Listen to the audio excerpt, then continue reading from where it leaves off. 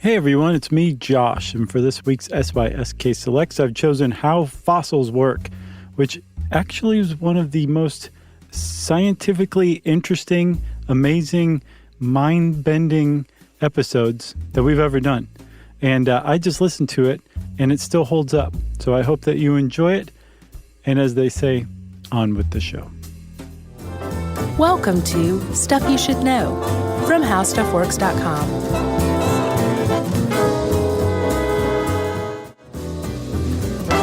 Hey, and welcome to the podcast. I'm Josh Clark. With me, as always, is the intrepid paleontologist, Charles W. Chuck Bryant. It's terrible, wasn't it? No, I like it. Oh, okay. I wish I was a paleontologist. Well, it's your new nickname, then. Or intrepid, at least. Let's just go with paleontologist. That'd be great. Okay. We're talking fossils today, dude. This is really interesting stuff. It really is. And you can tell that Tracy Wilson, our esteemed head of the writing editor, I think she's site director now for How Stuff Works. Site director. Right? Mm-hmm. You can tell that she was very, very excited. She took her time and really doled this one out. I think savor is the right word. You can feel her smiling through the keyboard. Yeah. She's very happy to write How Fossils Work. And we're happy to do it because it's one of those very comprehensive articles on the site that you just it has everything you need. Sedimentary rock, flat bones versus round bones, leaf impressions. It has it all. Unless you're an intrepid paleontologist, then we'll get an email saying, it actually wasn't very comprehensive. Right. You guys royally screwed this up. We just wait until we get into punctuated versus gradual evolution. Chuck, you've heard of Lucy, right? The Australopithecus? Yeah. Okay, well, she was, I think, 3.2 million years old. That's one old lady. It really is. Mm-hmm. The earliest hominid we've found, as far as I know. But there's a part of her foot missing. It's always been missing that we've never found before.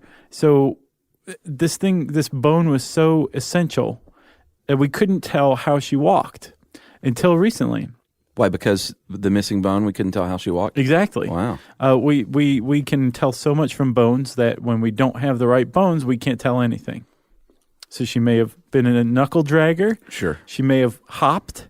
Okay. We didn't know. Okay. Well, recently, some people from the University of Missouri, or Missouri, depending on whether or not you live in the state, found the group of foot bones needed to show what kind of walker Lucy was.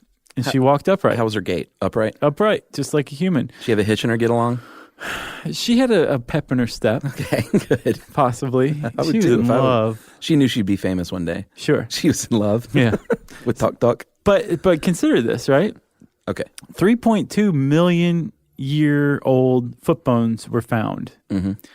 And we could tell from them how she walked. This is the state of the field that you remember, paleontology. Pretty cool. This is how advanced it is. And yet, it's really just kind of using common sense to figure out what old bones mean. Yeah, common sense in science. Fossils. Go. Let's talk about it, Chuck. What are some of the different kinds of fossils? Well, one of my favorite kinds is a trace fossil. Yeah, that's actually one of my favorites, too. It's like that Jesus footprint thing. Yeah.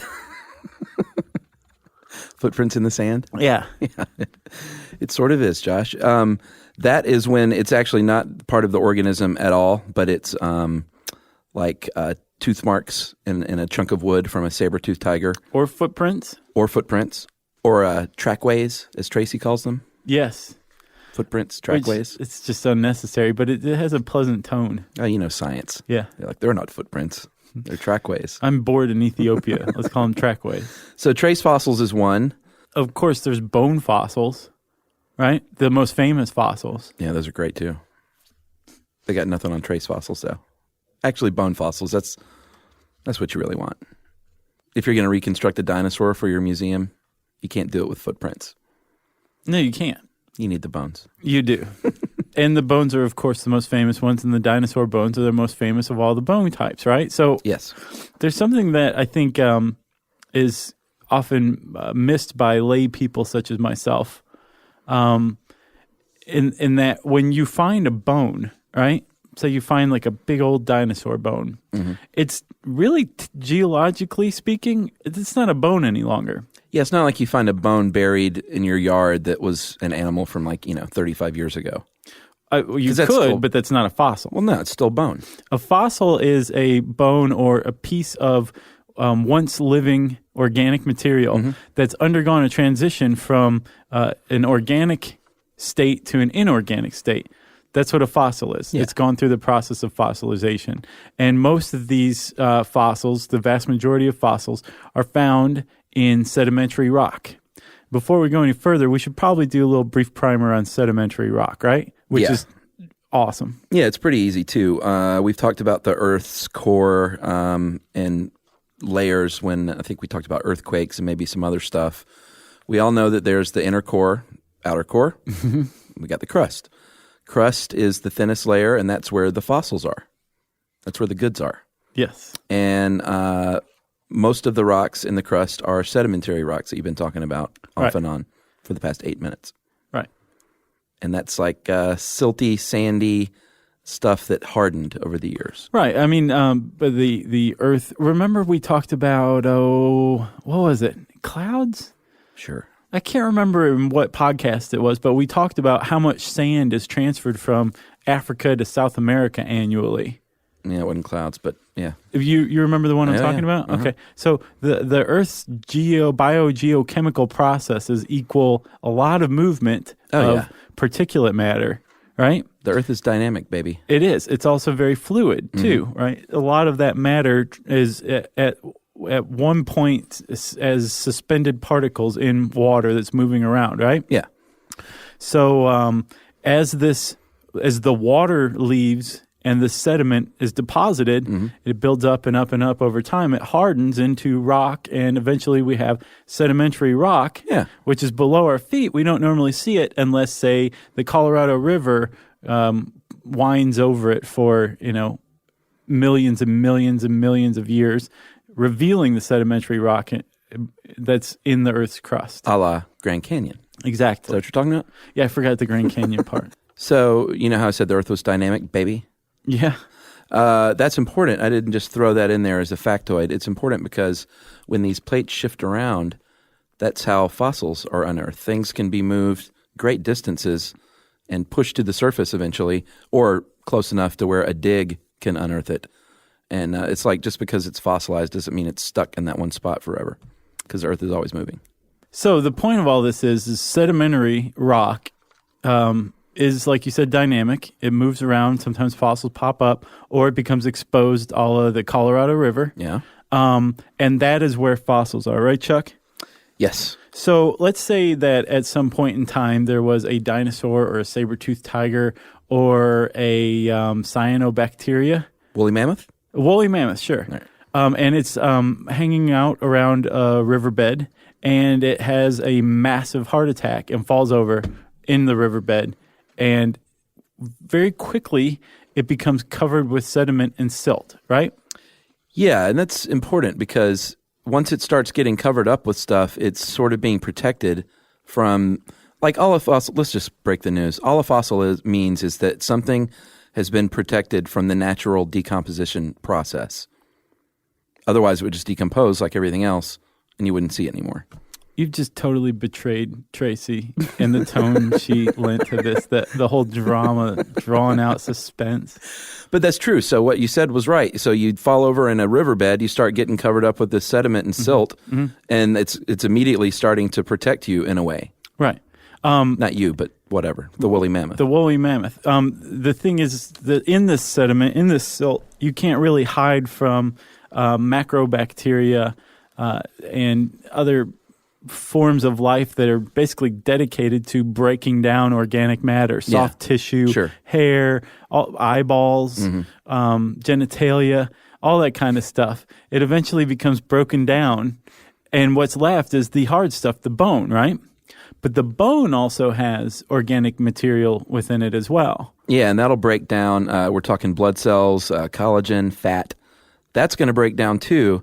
The key here is the inorganic parts of the bone remain intact. Right. And like, it's the other key word here is porous. Yes. Well, you take calcium, I imagine, for your hips.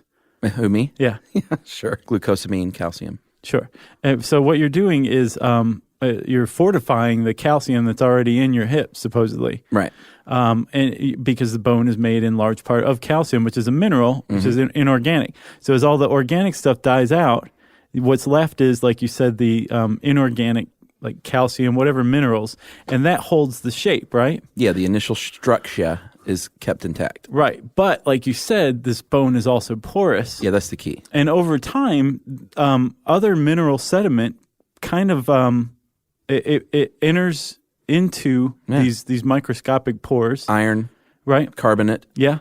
And fortifies this, ultimately turning this what was once an organic bone into an inorganic rock in the shape of the bone. Yeah. But for all intents and purposes, it's still the bone. It still has that original calcium. Yeah. It's still the same thing. It's not like a replica of it. It's just become fossilized. Yeah, and Tracy in the article uses a pretty good example, I thought. It's like filling a sponge with glue. The sponge is going to keep the shape, but the glue is going to ooze through all the spots that it can ooze, harden, right. And there you go. You've got a hard sponge. A hard sponge. Which is basically what a fossil is. And this takes place, Josh, over the course of millions of years. The sediment reinforcing the bones, eventually becoming rock. It's not the kind of thing that happens willy-nilly over thousands of years. Right. It takes a long time. And this isn't just happening by itself. All of the surrounding area is being deposited with sediment as well. It's also turning into rock.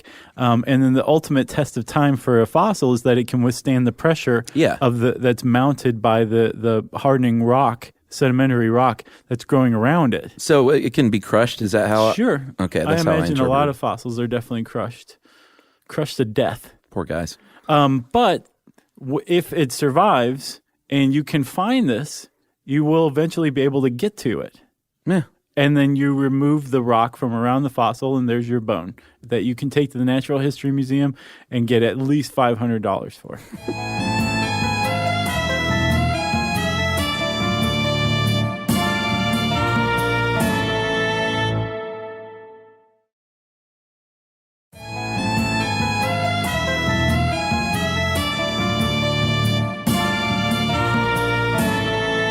When you were a kid, Josh, let me ask you this.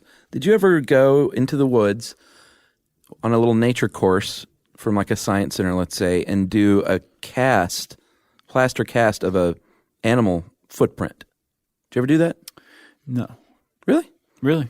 I did that. We went and found like deer hoof prints. You fill it with plaster, and there was some way of doing it where you got an inverse plaster cast of a deer hoof print. Right. That can happen actually in a way that with trace fossils. So you can, sediment can act the same way in one of these. Let's say the woolly mammoth makes a footprint in some loose but sturdy soil. That fills up with sediment and creates basically a mold, just like I did as a kid with the plaster cast. Yeah, as long as the sediment that fills it in is lighter or thinner than the soil that the impression's made in, then it would preserve that track. Yeah, and plants can do the same thing. It's not just bones we're talking about. Right. It can also fill in a different way, I guess the opposite way, to where it makes basically a cast of the foot that made the track. Oh, yeah? And then so it's like a kind of like a fossil of a ghost foot that's not really there, but it makes the foot, it's like an inverse cast. Oh, okay, yeah. Of not the track, but the foot that made the track. Yeah, yeah. Gotcha. Pretty cool. You know what another my favorite trace fossil is? It's not a trackway? It's coprolite. I changed my mind. That is a good one. That's dung. It's poop. Fossilized poop. That's right. Can tell you a lot about an animal. It can tell you about its fiber intake. Yeah. It can tell you about what size its poop was. Yeah. Chuck, in the 80s, the CIA found out much about Gorbachev and his health. They found out he had like cancer or some sort of chronic illness by stealing his poop. Really? When he came on a state visit to the U.S., they took his poop and analyzed it. And when How'd they Reagan, get the poop? He was in the U.S., they just grabbed it from the toilet. Did he not flush? I just want more specifics that you probably don't have. As far as I understand, okay, they probably his hotel room or wherever he was staying, They were prepared to do this. This wasn't they had like toilet rigged, probably. Yes. Okay. But wherever Reagan went, they had a portable toilet that he used. It was the only one he was allowed to use. I'm really? not kidding. So no one could steal his poop? Yep. Wow. Talk about paranoid. Yeah, seriously. When you point one finger, there's 3 pointing back at you. You know what I mean? Yeah. So, Josh, that is sedimentary rock, and that's, to me, one of the cooler ways you can get a fossil. Petrified wood, too. Don't leave that one out. Oh, yeah, sure. It's basically the same thing that we just described for bone, but for wood. Yeah. Hard as a rock because it is a rock. There you go. All right. So like I just said, that was sedimentary rock, and that's kind of fun. But you can also get a fossil. Why is that funny? Because one dies in a cave that's really dry. Yeah, desiccation. Yeah, desiccation is basically sort of a mummification, but it's not like we think of with mummification with the Egyptian tombs or anything like that. Well, that's because there's no preservation techniques that have been undertaken. It's just natural. Natural, yeah. Basically, it dries out. It's like throwing an orange in a dehydrator. Mm-hmm. So when it's really dry, there's not going to be any place for bacteria to thrive. It's the reason beef jerky's not refrigerated. If you refrigerate your beef jerky, you're doing something wrong. Yeah, that's true. Well, if you have beef jerky long enough to need refrigeration, then you're doing something wrong. Or something really, really right. So desiccation actually works so well sometimes that it can preserve the skin and soft tissues as well, which is something that sedimentary rock cannot do. Have you been to the Smithsonian? I have. They have a very cool, I guess, a prehistoric cow or a musk ox. I can't remember. But it's the thing's head. Uh-huh. Much of its back, I guess the cape. Wow. 2 of its legs. And the skin's still there. It's just right there. It's tens of thousands of years old. And it's just sitting right there. Did they rebuild? Glass case. Did they rebuild it or just put the parts up? It's just the parts. Okay, but it's laid out so that like it gives you the impression of what you're looking at. But its face is still there. It's very cool. Wow. My favorite kind of fossil, though, Josh, is I'm going to say that like every 5 minutes. Is a frozen fossil because if you get trapped, let's say you're a woolly mammoth trapped in ice. Not only is that going to keep other like vultures and things from picking at your bones and skin. Mm-hmm. But it's also going to keep it from breaking down, and you can get hair fully preserved sometimes. Hair and skin and like a big mammoth. Have you seen pictures of Liuba? No. Liuba is a baby woolly mammoth that was found by a reindeer herder in Siberia. Wow. And it weighs 92 pounds or something like that, but That's it would have adorable. gotten up to several tons. It is adorable because it is a fully preserved woolly mammoth baby with frozen. The wrinkles in the skin and Wow. everything. Yeah, it spent 45,000 years in the permafrost, but it's like completely intact. It's very cute. That's why it's my favorite. It's one of the cutest dead things you'll ever see. Another couple of ways you can get a fossil, Josh, which are not my favorite, are tar. La Brea tar pits. Although that is one of my favorites. Which La Brea tar pit is actually redundant because La Brea means the tar, so it's calling it the tar pit. Yeah. And not the tartar. Did I ever tell you about when I shot a commercial there? Did you go by there in LA?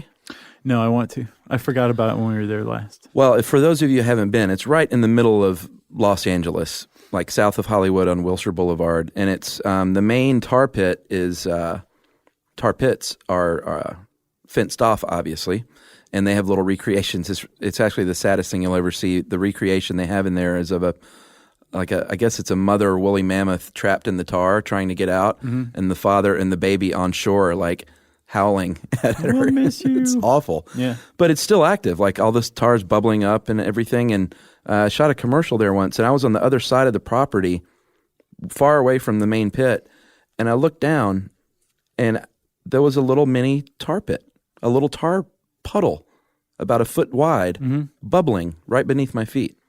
I could have scooped it up with my finger if I'd been so inclined. Yeah. Instead, you're like, that stinks. Well, it's just crazy to think that that's still like it's happening. Apparently, I looked it up. There's like you said, main pits that are chained off and that are still being excavated, but they have them like in neighborhoods all around the area and I believe it. Parks. They're just kind of all over the place around there. That's like parts of Stone Mountain popping up all over the place. Yeah. We used to have Got to push it back down with your foot. We had a big chunk of Stone Mountain in our backyard growing up. Yeah. All right. For those of you who don't know, Stone Mountain is the world's largest exposed piece of granite, and it is right here in our home state. And it takes like 30 minutes to hike, but you still get to the top and be like, I just hiked a mountain. Yeah. Which I have. Josh, you can also get peat. Mossy Pete can preserve life forms, including human beings. Like Toland Man? Uh-huh. Who was that? Toland Man? I don't know about him. How do you know all these people? These people. The first multi-syllable word I could spell was archaeology. Really? I've always been interested in that. I could see that. Yeah. Toland Man also, it doesn't, you can hate archaeology like some people hate art, and you'll still be interested in Toland Man. Yeah. He's found in Denmark. He lived 2,400 years ago, and he was murdered sacrificially, they think, and cast into the peat bog, which peat is just decomposing moss and lots of it. But it has a tendency, I think it's anaerobic, so tissues preserve really well. But it's this guy that they dug up, and he's so well preserved that when they found him in the 1950s, they called the cops because they thought they'd found a murder victim. Really? Like a recent one. He looks kind of funny, but... He's got his whiskers are preserved. Wow. He's wearing a cap. He still has the garrote around his neck. It's really awesome. You so what is he dated at? Like 300 to 400 BC is when he was killed. And he's wearing a hat? Yeah, a sheepskin leather cap. Really? Yeah. No Last Chance Garage for him? No. Well. And then my favorite way, Josh, that you can get a fossil is... You're joking. Did you say it again? I did. Is amber. They just keep getting better and better. Yeah. Like the movie Jurassic Park. Yeah, that's how we get dinosaurs again. Yeah, dino DNA. So you found something on whether or not that's feasible, right? Yeah, because I always wondered, when you see Jurassic Park, you see the little video they made clearly to explain to the movie-going audience how this was done. Right. It's better than Ellen Page running around explaining it. What was that movie? Inception. Inception. So the mosquito flies in tree resin. Tree resin eventually becomes hard as copal. Then it eventually becomes inert as amber. You get the little mosquito in there. They extracted the dino DNA from the blood of the mosquito. Yep. Filled in the gaps with, I think, frog DNA. Think so. Yeah. And that was all there was to it. And at the time I thought... Bada boom, bada bing, Bon Jovi. Yeah, at the time I thought, that seems plausible.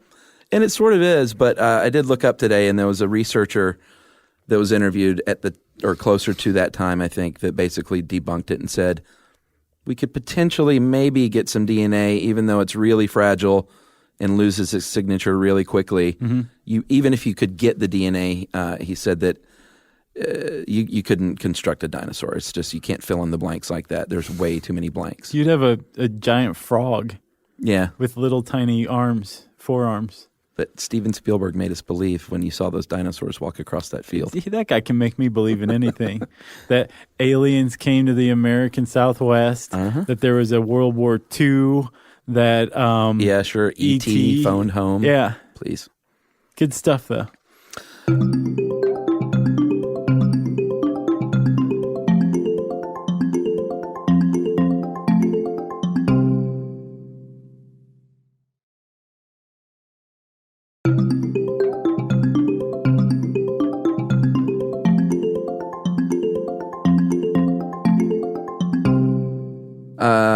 Where are we here? Chuck, we're kind of painting this picture where if you just stick a shovel anywhere in the earth, you're going to yield all sorts of bones and fossils. Not true. No, it's not. First of all, a mere fraction that I don't think could possibly be calculated because we rely on the fossil record to show us what existed back when, and it's incomplete. Therefore, we've entered a catch-22. Mm-hmm. But there's just a mere fraction of all of the species and organisms that's ever lived. Tiny fraction. That become fossilized. Yeah. Basically, a perfect storm of chance has to occur for a fossil to be created. As we've seen, even when it is created, it can still be crushed into oblivion. And so they're few and far between. Yeah, to begin with. But we have to figure out where to find them. Well, then you got to find it. That's the other problem. And the way we find it is by identifying rock that will likely have the type of fossil that we're looking for. Yeah, so if you want something that from that year, so if you know that this animal from 1986. Yeah, if you know this animal lived 30 million years ago, you're going to go find rock that you know is 30 million years old and start poking around and looking. Right. It's sort of a very chance thing. And we know that we know, like, say, a layer of rock or a strata of rock is 30 million years old because of a technique we have called radiocarbon dating, right? Yeah. You want to do this one? Well, sure. Carbon-14 dating is what a lot of people toss around because that's probably the most well-known. Yeah. But that can only take you back 60,000 years. Yeah. And we're talking millions and billions of years, so they need to study isotopes like potassium-40 and uranium-238. Right. Because that goes back millions of years, evidently, the half-life. Yeah, and the half-life is where an atom loses half of its life isotopes to decay? Yeah. Okay. And this radioactive decay takes place at a predictable rate depending on the atom, the type of atom, right? Yeah, that's how I understand it. So if we find a type of atom missing X number of isotopes, we can say, well, this is roughly 30 million to 31 million years old, or 30 million to 30 million and 300 years old. Right. I'm not sure what window we can date it to, radiocarbon I know, I wonder dating, what that is. but I think it's enough so that, we have a rough estimate of when this fossil lived and the sediment was buried around it. So, Josh, let's say that you were lucky enough and skilled enough as an intrepid paleontologist to come across your fossil. What do you do? Well, as I said, you dig it up and take it to the museum and sell it for 500 simoleons. Well, I don't know about that, but you should call a museum. Even if you think you know what you're doing, you're probably going to need some help if it's something major. I think you should probably go on the assumption that you don't know what you're doing. Okay. Unless you're a trained paleontologist. Right. Part of the problem is we assume that these fossils, being rocks, are sturdy. That's not always the case. No. So there's a lot of danger of damage. Yeah. In just an average Joe trying to excavate them. Also, if you just pull a bone up and walk away with it, it immediately loses context. Yeah, it's like removing a piece of evidence from a crime scene almost. Exactly. Can't do that. Well, you're not supposed to.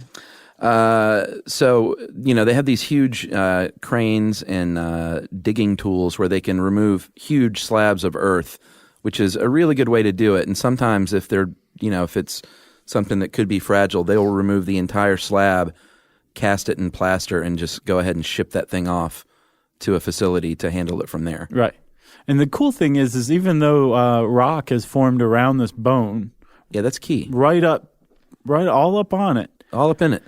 If you flake it away properly, if you flake the surrounding sedimentary rock away, you're going to find that there's what's called a plane of weakness. Yeah, it makes sense. Which is where the bone and the rock are still on this very microscopic level. They're not fused together. Mm-hmm. You're going to hit that, and the rock should chip right away. Right. And leave the bone. Yeah, and I think sometimes they missed it with water, too, to soften it up and help the whole process. Yep. Another thing, too, if they find that it's really brittle, they can actually reinforce the bone with resin and thin glue. But you need to be careful there, too. Which is pretty much helping along the fossilization process. Yeah, I would think so. I mean, it's the same thing. It's like Artificially reinforcing it with something sturdy. Well, and then you can date it using your little mass spectrometer that's in your pocket, and or a CAT scan. Sometimes they use CAT scans, computer imaging, stuff like that. Yeah, I didn't get how they were dating it from CAT scans. I don't know if they're dating it with a CAT scan or just sussing the whole thing out. Gotcha. I don't think it's a dating situation. Tracy was just throwing out some extra tools of the trade, huh? Yeah, exactly. Gotcha. So, Chuck, what is all this worth? I mean, we have a thirst for knowledge, obviously, and Sure. people think bones are very cool. Yeah. But ultimately, what's the pursuit of paleontology? To put together the piece of the puzzle of how we got here, right? I mean, that's what I think it is. That's my understanding as well. Yeah, and you can learn a lot by not only finding the fossil, but finding what was with the fossil in that same strata. It can tell you, like, hey, this is a T-Rex bone, and there's also a bit of pine tree. So we know pine trees were around, and they may have eaten pine trees. Well, not the T-Rex, because they were carnivores, right? Yeah, they were. Herbivore, let's say. You know what I mean. A brontosaurus? Sure. And ultimately, all of these fossils come together, plant, animal, everything that we can get our hands on to form what is called the fossil record, right? Yeah. And this is basically the record of life on Earth. It's also used to support evolution big time. Mm-hmm. And it's here that paleontology gets most contentious, right? Yeah, sure. Because there's the idea that beings evolve if you go far enough back from a single common ancestor, right? And so if we can put together a complete fossil record, we would be able to see how everything alive today evolved from this common ancestor or common ancestors, right? Yeah. The problem is fossil record's incomplete, Right. and one of the really key parts that it's often missing are called transitional fossils, right? My favorite kind of fossil, Josh, is a transitional fossil. And one example Tracy used was the baleen whale. There's a picture of one actually in the article, 25 million year old fossil of a baleen whale with sharp teeth. Today's baleen whales don't have sharp teeth, but we know that ones before this had sharp teeth and legs. Right. So this is a transitional fossil that shows, well, they used to have legs and sharp teeth, then they just had sharp teeth, and now they don't have legs or sharp teeth. They're defenseless. Which is why they're baleen whales. Right. And not sharks. Sure. Or megalodons. Right. So a transitional fossil is one that pops up between old and new. And it makes sense. Our understanding of evolution is that it takes a little while, and something like teeth aren't just going to go away in one generation. Right. It's going to take more and more and more, and then we should be able to find them along the way where maybe the teeth get smaller or there's fewer and fewer baleen whale teeth in the average baleen whale mouth. Yeah, and you're putting together the puzzle. Exactly. Again, the fossil record's a little incomplete, and there aren't as many transitional fossils as I think people would like to have. Yeah, tie it all together. Right. And then some of the explanations, or probably the most famous explanation for this, is that evolution isn't gradual. I think it's Stephen Jay Gould came up with the idea of punctuated equilibrium. And that is basically that evolution takes place suddenly in these huge, quick fits and starts, which would explain why there's not, like, teeth don't go away in a generation, but they go away a lot faster than we used to suspect. Gotcha. And that's why these fossils, accompanied with the idea that not every animal that's ever died has become fossilized, explain why there's huge gaps in the fossil record, which will inevitably always be incomplete. Is that a hypothesis at this point? I guess it is. Not a theory yet. I don't think so. I think it is a hypothesis. I got one more thing. Okay. I'd like to finish with my favorite kind of fossil, and that is a living fossil. Mm-hmm. And that, Josh, is when you got a plant or animal that looks so much like ancient fossils that they consider it a living fossil, a la the horseshoe crab. Right. Apparently the horseshoe crab has not changed. Didn't need to. It's perfect. Yeah, look at it. It's gorgeous. What else?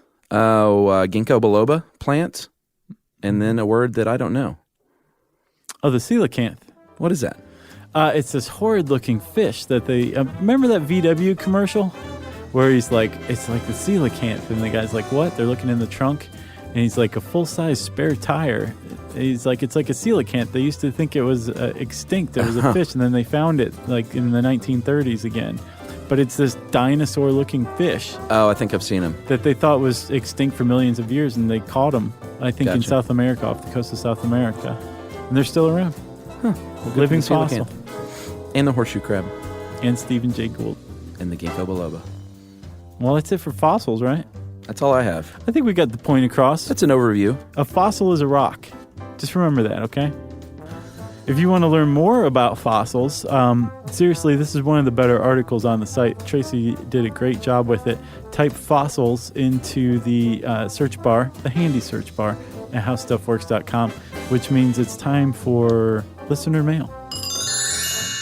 Josh, we made a young girl cry. That's what I'm going to call this one. Okay. It's probably happened more than once. Hi, guys, and Jerry. My name is Allie. I'm from Indiana. I was in the ISSMA band contest playing a difficult marimba solo today. I was pretty nervous, but being first chair and the only female percussionist in my school really brought up my confidence. I went in, I choked, and I stumbled through my piece. You could get a gold, silver, bronze, or a participation medal. I got the bronze, which is equivalent to a score of an F, 20%, and I was really upset. Wait, what is participation then? That's sub F. I didn't even know they made medals. I thought it was just a ribbon. It's probably a ribbon. I was really upset. I got home. I was trying to cheer myself up by listening to your podcast on What's the Deal with Sinkholes. I really love the show and have listened to almost every one, but in the beginning, you guys talked about how much the bronze medals suck. Remember that? Oh, yeah. So we didn't lift your spirits very much. Josh and Chuck, I just want to let you know that the two of you made me cry. And then from Allie, and I've since written Allie back and apologized, and she said that she's feeling much better now, and it wasn't our fault. And I told her that I've choked under pressure many times in my life, and it happens, and it'll happen again, and doesn't mean you don't have the goods with your marimba solo. Every single time. Yeah. But you pick yourself up. It sounds like you gave her some good advice, Chuck. I think so. She seemed receptive to it. Sounds like a sweet girl. I think that's an excellent lead-in. If you have a story about choking, not physically choking, but there's something you're good at and you didn't do it well.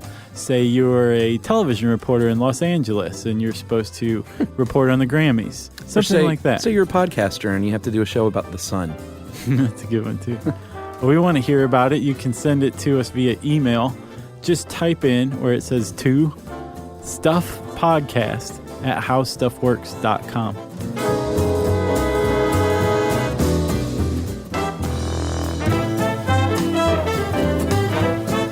For more on this and thousands of other topics, visit howstuffworks.com. Want more How Stuff Works? Check out our blogs on the howstuffworks.com homepage.